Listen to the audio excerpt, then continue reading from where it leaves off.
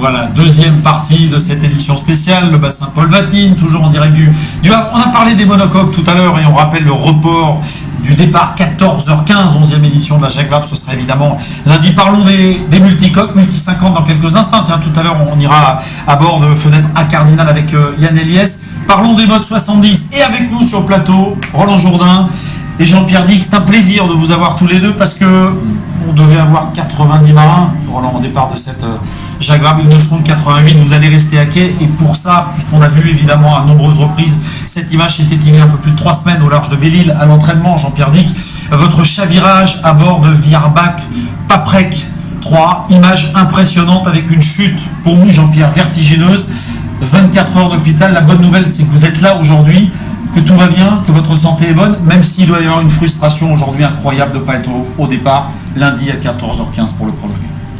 Ah, c'est sûr, c'est dur pour nous de vivre ce départ, mais bon, ça fait partie d'une vie de marin, je dirais. Il y a eu 3 belles victoires sur cette Jacques Vabre en ce qui me concerne, 2 pour Bilou. 2003, 2005, 2011, et voilà, ce coup-ci, ça ne sera pas le cas, mais bon, j'espère revenir. Ouais, il y a 13 participations chacun sur la Jacques Vabre, c'est énorme. On est heureux de vous voir juste en 10 secondes, avec de nouveau cette image en boucle, la frayeur terrible. Oui, une frayeur terrible. J'ai tapé mon dos sur la casquette du bateau. Alors effectivement, un petit entassement vertébral qui heureusement n'était pas trop grave. Voilà, j'ai pu ôter mon corset il y a juste quelques jours. Tout va bien quelque part. Au niveau de la santé, c'est le plus important. C'est bien de voir le copain en bonne forme. Parce que vous avez fait peur. J'ai pas regardé 36 fois la séquence depuis qu'on a si brillamment réalisé cette figure devant les caméras. Mais dès que vous la vraiment voyez, les jetons pour Jean-Pierre, dans l'instantané, je me rappelle parce que moi j'étais préservé dans le où j'étais, mais Jean-Pierre, on a fait le grand saut. Heureusement que l'animal est aquatique et plein de sang-froid et solide. Donc ça se fait bien. En tout cas, on est heureux et en tout cas, je pense que l'accueil de tout le bassin Paul Vatine, ici, il y a beaucoup d'émotions, tout le monde vient vous voir. C'est vrai, on est venu avec moi je suis venu avec un peu d'appréhension pour dire oula, qu'est-ce que ça va être difficile, quoi. Et puis bon, c'est vrai que l'accueil des marins est toujours incroyable, il y a une gentillesse. C'est vrai.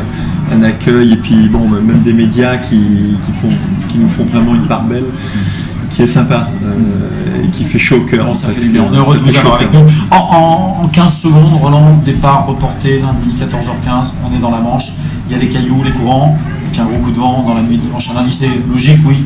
Oui, départ reporté logique, pas de problème, et c'est pas parce que c'est reporté que ça sera facile pour les marins. Alors bon, on est déçus pour le public, pour les sponsors, pour vous, tout ça vous apporte beaucoup de désagréments, mais on sera la glorieuse incertitude de la course au large. On sera là jusqu'à lundi. 2 modes 70 seulement, puisque vous ne serez pas au départ lundi pour le prologue et mercredi pour cette classe-là.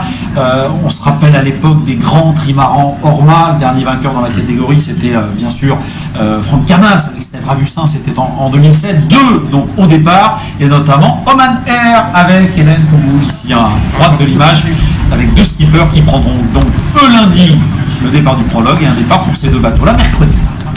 Oui, Frédéric, alors écoutez, moi j'ai trouvé, grâce à ces 2 messieurs, Sidney et Damian, l'arme fatale pour éviter d'être dans le rouge en mode 70 sur cette tournée de Jacques Vabre. Pourquoi des brosses à dents, Sidney? On a toujours créé des petites histoires avec des brosses à dents et tout. En fait, c'est Damian qui a navigué avec Thomas Coville sur Groupama, sur la dernière Volvo qu'ils ont gagnée, et Thomas lui a dit, moi en fait, la brosse à dents c'est vraiment important parce que ça me permet en solitaire en fait de vérifier que je suis toujours dans la réalité, que j'ai pas passé une dose de fatigue tellement élevée que je suis plus lucide. Et Damien et moi, comme on est un peu des bûcherons, on a tendance à pousser un peu fort, c'est une qualité, mais c'est aussi notre premier défaut. On s'est dit on va aussi s'accrocher à notre brosse à dents et que chaque matin il faudra qu'on se brosse les dents pour checker notre lucidité. Damian, sur des bateaux comme ceux-là, justement, alors outre les brosses à dents, parce qu'on a compris que c'était important quand même si c'est une petite histoire de brosse à dents, Sidney, justement cette limite du rouge, elle vient comment? Et surtout quand on est à 2, parce que ça va être une première de faire une transat à 2 sur ces bateaux-là. Oui, effectivement, Sidney connaît très bien ces bateaux parce que ça fait plus que quelques années qu'il court en solitaire sur le plus gros, et donc là le premier en double effectivement sur le mode 70. Mais c'est vrai qu'on peut vite être dépassé par la machine. Et puis on a pu constater ça aussi pendant les entraînements cette fin de saison pour préparer ces mêmes courses. Donc effectivement, je pense que c'est une petite notion de est-ce qu'on est bien lucide, comment on est par rapport à la machine et nous-mêmes, parce qu'il faut dire quand même on va partir en mois de novembre, il fait froid, et puis rapidement la température du corps peut baisser, il faut prendre soin de soi-même et surtout de le collègue en face. Donc oui, merci, un petit clin d'œil à Thomas qui est en stand-by à Brest, merci pour cette astuce. Et puis alors juste avant de vous redonner la main, Frédéric, pour prendre soin de soi, alors à bord c'est purée de châtaigne pour Ciné et pâte à tartiner bien connue je crois pour Damien, et c'est prévu à bord. Voilà, que des bonnes choses. Alors juste une question par votre intermédiaire de Jean-Pierre Dick. Non, de Jean-Pierre Dick à Damien. Barcelona, eh oui, on reste un cœur, on dit ça. Ouais, Damien, c'était... Bonjour, est-ce que tu as pu amener un peu de Touronne à bord pour agrémenter tes cars? Damien, il y a Jean-Pierre Dick qui voudrait savoir, qui est en plateau là, qui vous regarde et qui vous écoute, qui voudrait savoir si vous avez aussi, pour prendre soin de vous, apporté un peu de Touronne à bord.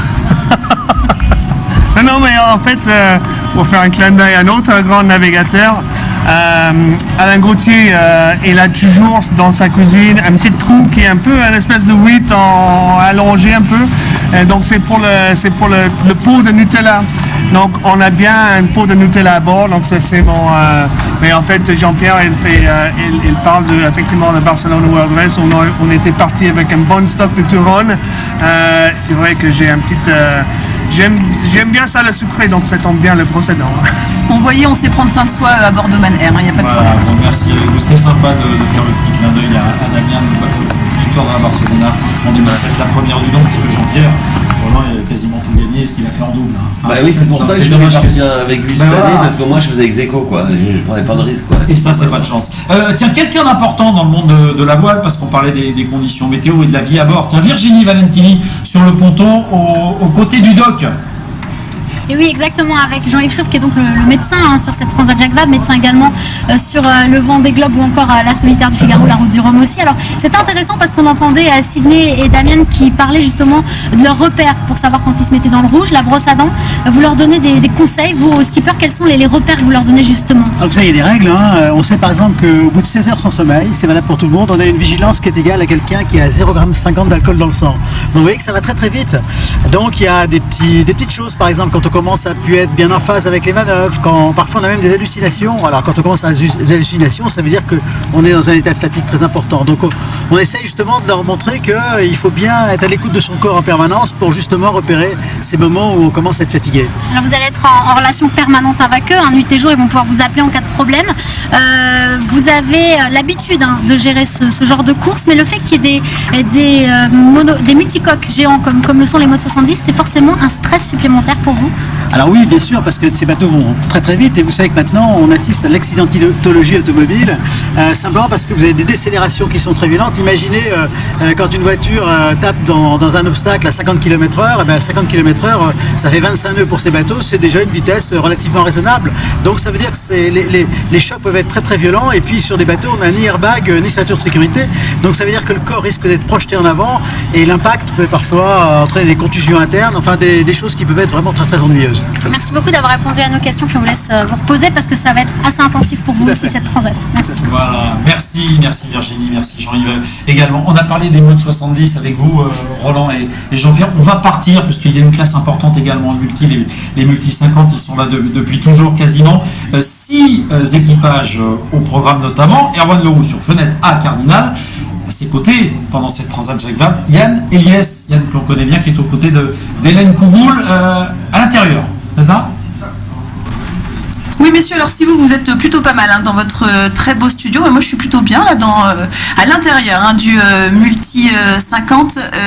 Yann, on vous a vu naviguer, vous c'est vrai, sur de très très gros multicoques autour du monde.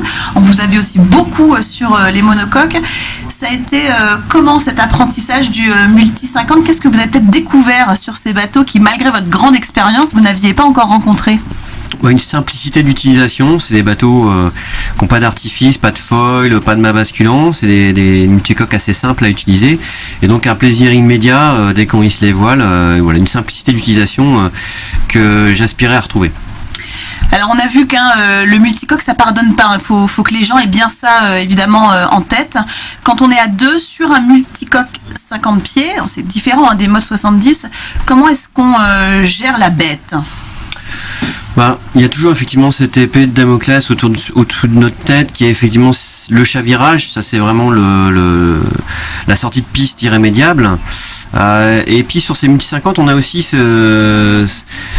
cette nécessité de faire attention à la machine, de l'écouter parce que c'est des bateaux, des prototypes qui peuvent casser, on peut avoir des éléments du bateau qui se brisent.